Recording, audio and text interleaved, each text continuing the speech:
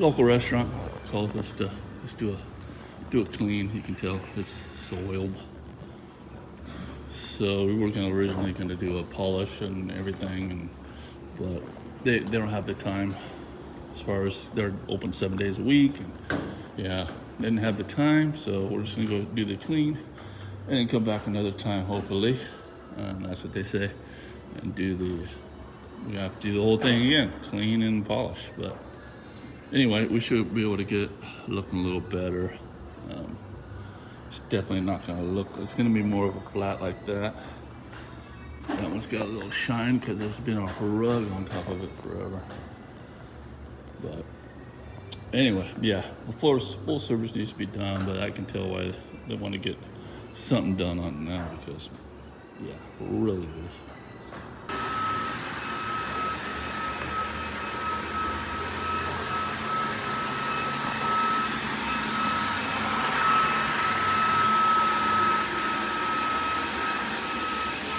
Yeah, that stuff's coming up so easy.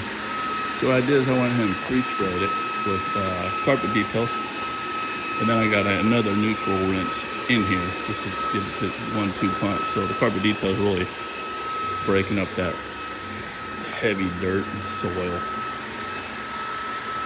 Give it a little bit of dwell time, and then going by with that. So a lot better than the mop. So mop's not working for them. They really need a maintenance program in here. And I'm gonna see what I can do for them on a maintenance program. Problem is I don't work nights. Best time to do it is at night, and they're open up late. So we'll figure something out. But you can tell the difference. Look at that. Oh, what a difference. Oh, no.